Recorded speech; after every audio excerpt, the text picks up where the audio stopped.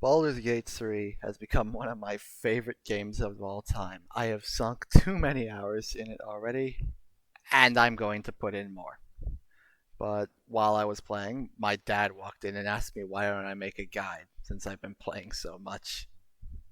And that's how this happened.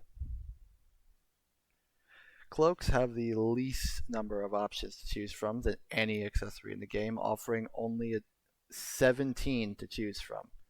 I'm not including the cloaks with no effect because I'm bad at writing scripts. Also, um, this is my first D&D experience, so if I get stuff wrong, take it with a grain of salt. The Deathstalker Mantle. This is the only cloak available in Act 1. To get it, you have to choose the Dark Urge origin, and then all you have to do is wait. You'll eventually kill a bard. If you don't want it to be Alfira, you have to knock her out before the night of which you write a tragedy in blood. If you don't kill Alfira, you'll kill the Dragonborn bard instead. You won't get the cloak immediately, but in a later night, Sceleritus Fell, your butler, will actually give it to you. So, the Deathstalker Mantle, when you have it equipped, if you kill someone, you turn invisible. Only while you're in combat. If this worked outside of combat, trust me, this would be the most broken cape in the entire game. That's not to say it's bad, though. Turning invisible mid-combat when you kill a small enemy has plenty of utility, regardless of your build. Melee, spellcaster, range, it doesn't matter who you are, turning invisible and getting to a better vantage point will never not be a good strategy. If we're talking tier lists for these cloaks, I'm gonna put this in B tier.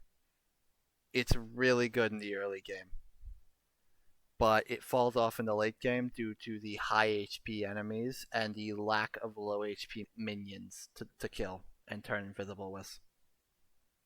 The Cloak of Protection. I'm assuming this is a lot of players' first cloak that they encountered, because this was also mine. This cloak is purchasable from the Quartermaster at Last Light Inn.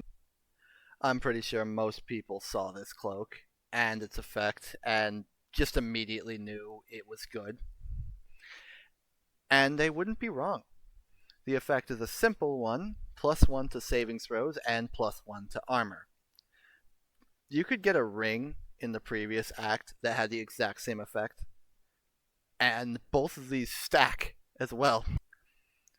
Now, +1 armor doesn't look like a lot, but armor does not work in this game like it does in most games. Armor class determines how likely it is an attack will miss.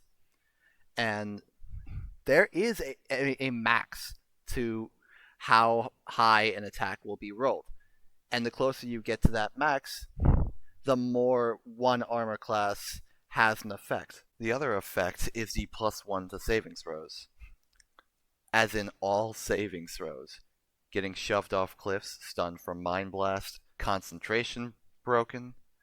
This cloak helps with all of them, including ones in dialogue checks. I lost my second honor mode run because I failed a dialogue check. This cloak is one of the most versatile capes you can get in the game, and is probably the best cloak in Act 2. Up next, the Cloak of Cunning Brume. This is the other cloak you can get at Last Light Inn. The way it works is when you disengage, you get surrounded by a fog cloud that lets you disappear. There is no limit to how much you can fart out, so that's a positive. You could make an argument for rogues to previous two, but I don't really see any other class taking advantage of this due to the cunning actions they take. Other classes can still use this to escape. If you are in trouble and you need to run, this can help you with stealth.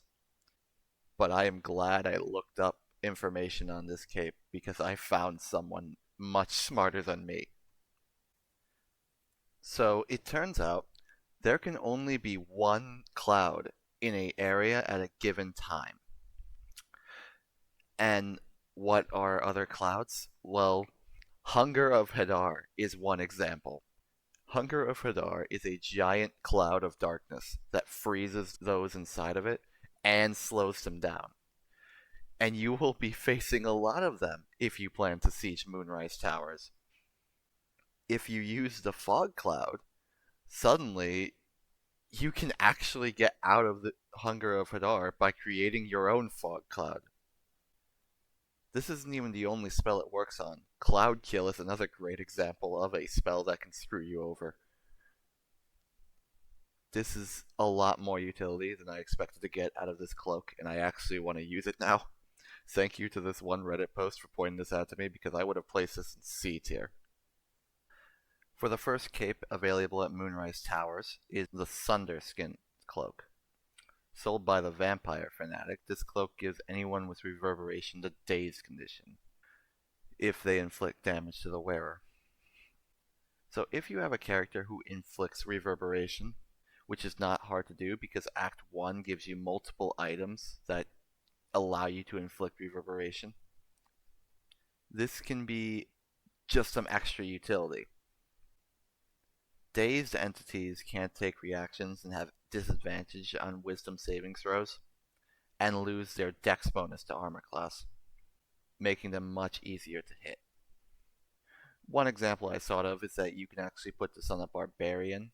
The Boots of Stormy Clamor is an item where if you inflict a condition, you also inflict 2 turns of reverberation, which is good on barbarians if you go the tiger route. And since barbarians are going to get hit no matter what, this is probably the best way of inflicting the dazed condition. This is probably the most limited use case, but at the same time, this cloak is still useful. The Derivation Cloak is up next. If you play along with the cultists, you will be allowed to get a moon lantern from Balthazar's chambers. In one of the chests, you get a fun cloak that heals you when you poison someone. Did I sell you on it? Just don't read what it does specifically. It's only D4 healing. Yes, the poison is luck-based in most spells anyways, and is the most commonly immune to condition in the game. Yes, it's bugged, so you don't get the benefit from coating your weapon in toxin and extra attacking. Yes, this might legitimately be the worst cloak in the game. You won't see much healing from this unless you use something like Cloud Kill with the Poisoner's Gloves. And by the time you have level 5 spell slots, you have access to much better cloaks. D tier for Derivation. You will never see this cloak outside of a dedicated poison build. For the final cloak at Moonrise Towers, we have the Cloak of Elemental Absorption. Break into Keswick's room and take his stuff. He can't stop you. Once per short rest, halve the damage from an elemental spell, and as a bonus you deal more damage with that element on your next attack.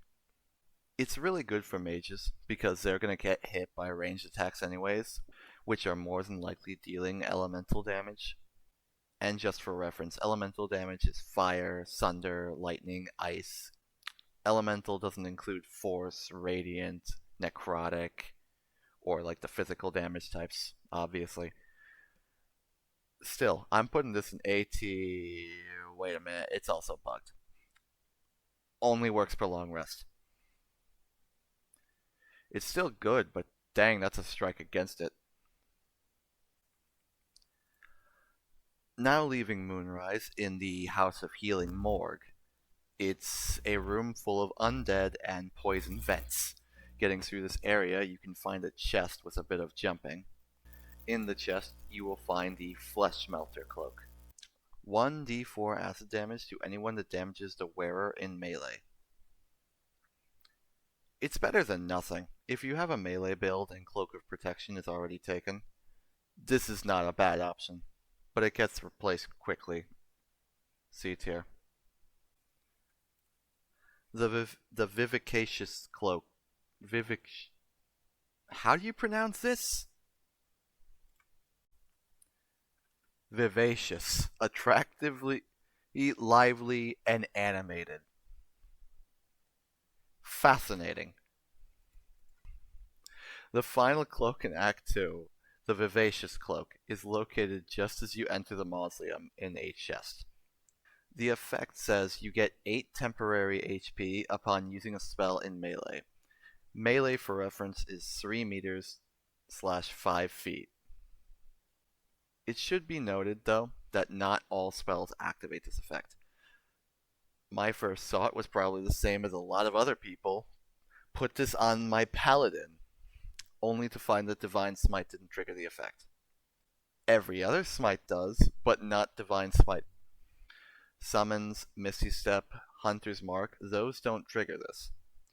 Most spells, however, do, even if you are casting on other party members, like healing. I don't have a full list, but it's still consistent enough to warrant using. I give it B tier. Now we enter Act 3. Spoilers if you were just looking this up for Act 2 cloaks. I'll try to keep this as little spoilers as possible, but know that I will be talking about Act 3. The first cloak available in Act 3, the Reverse Raincoat. If you go into the circus, you'll get this as a consolation prize from the wheel. It's a funny idea, and ironically is not bad. The Reverse Raincoat gives you the wet condition permanently. The wet condition gives you fire resistance, but makes you weak to lightning and ice. You can technically bypass the lightning weakness with the Sparks Wall ring. Use that combination to give you resistance in fire-based fights, and just take it off when you have to deal with ice damage. It's very situational at best, but for a joke cloak, it's actually pretty reasonable.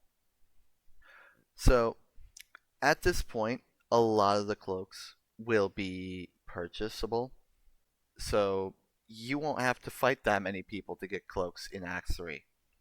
Real positive for build making. And also why I might have been a little hard on some cloaks in Act 2. So, the first of these cloaks, the Cloak of Displacement, sold in the Dandelion's Dancing Axe, where Jaheira will tell you to go when you get into Baldur's Gate. We have the Cloak of Displacement. This cloak in particular is used in a lot of people's endgame builds because of what it does. What it does, enemies are granted disadvantage on you until you take damage. Enemies must roll successfully twice before they can consistently do damage to you. And it resets every single turn. This might be the best cloak in the game. And this arguably replaces the Cloak of Protection for the most versatile cloak in the game. There are admittedly some builds that this works on better than others, but no matter what, regardless of what you're using, every build will see benefits from this. The Wavemother's Cloak is up next. It's not dropped from the head priest for some reason. I thought it was, and I reset the boss fight against her multiple times, but it didn't drop from her. No, it's located in a chest in Umberlee's shrine. Basically, it does the same thing as the reverse Raincoat, but it's activated instead of passive. This doesn't change its use case at all. It's still resistant to fire and weak to ice and lightning, but now you can turn it off. So, slightly better, I guess? It's still fine if you want to roleplay. When I was looking at the wiki, I learned that there was an entire 4 rare cloaks in the game, and I was shocked to learn that all 4 of them are sold by vendors. None of them are dropped by bosses. The first one, the Mantle of the Holy Warrior, allows you to dip your weapon in holy damage once per short rest. You get D4 damage. The Mantle of the Holy Warrior is sold at the Tabernacle by that one priest. If you know you're attacking multiple times, it's fine. There's enough enemies in Act 3 who are weak to holy damage, and this can help with that. Just be careful about the enemies who reflect holy damage back at you. The first thing unique about the Nymph Cloak is the fact you can get 2 of them. One is sold in Rivington. To get it, you have to pass a persuasion check and cannot have Shadowheart in the party. The second one is found in the bank vault. You can get the key 4 in the Temple of Shar. What it does is cast a level 5 spell, Dominate Person, once per long rest. Dominate Person is a really good spell on its own. Allows you to turn one of your enemies into an ally. You can't control them, they attack on their own, but that's still one less body you have to worry about for a given period of time. Casting it for free once a day, that can help save you in most fights. And the fact you get 2 is the icing on the cake. So, yeah, it's really good. Up next is the Shadeslayer Cloak. Sold in the guild hideout. While equipped and while hiding, the number necessary to roll a critical hit is reduced by 1. This stacks with all other sources that do this effect, like the Champion subclass. If you get stealth proficiency high enough, you can take out entire encounters with nothing but your stealth character. This and the Cloak of Cunning Brume are going to be competing for your rogue's attention. One is good for escaping and taking out clouds, while the other one is going to give you more damage. Neither of which is the wrong option. Take whichever one you want. Personally, I like this one more. For the last purchasable cloak, we have the Cloak of the Weave, purchasable from the Devil's Fee. The first thing you'll notice is that it has the same effect with the Cloak of Elemental Absorption, down to the says short rest but is actually long rest bug. However, this comes with an additional effect, +1 to spell save DC and spell attack roll. In other words, all your spells are more likely to hit and are less likely to be saved against. If the elemental absorption bug gets fixed, this might be the best cloak in the game. But until then, it's still one of the best cloaks in the game. Probably the best cloak for your spellcaster still. That's pretty much all the cloaks. I'm surprised that none of the major bosses had any equipped. You'd think you'd find at least one. What's this, cousin? There is one singular cloak in this entire game that is dropped directly from a boss. When you enter the sewers, you can come across this wizard with grease elementals. He's actually not with the Absolute, so you may have just chosen to walk by him.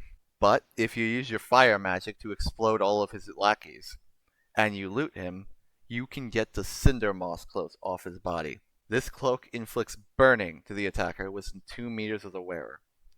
A target with the burning condition takes 1d4 fire damage per turn. It's not limited to melee, so it is a direct upgrade to Fleshmelter Cloak. This cloak is actually not bad if you're playing a melee fighter. However, it's still competing with the Cloak of Derivation and the Cloak of Protection. I'm not certain if you're going to use this. It's not the worst option, but you have a lot of other options available to you by default. I don't want to bash Larian. This game was Game of the Year for a reason. However, there's not too much variety with cloaks compared to all the other gear. This results in everyone gravitating towards the same exact one. That's not to mention some of them are just buggy or not descriptive. Hell, there's actually a good cloak in the code of the game that's not obtainable. The Brain Drain Cape is a cape that inflicts mental fatigue on anyone when you pass their savings throw. I would have given this an A tier because this would have just been a good cloak to have on any build, but it was left out of the game. Probably was just unfinished. So why are there few cloaks in the game? My guess was there was some time constraint.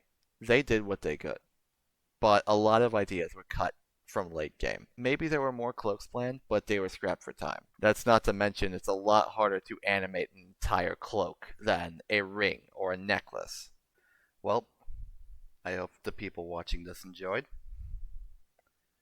This was a lot harder than I thought it would be. I now have a newfound respect for editors. Goodbye.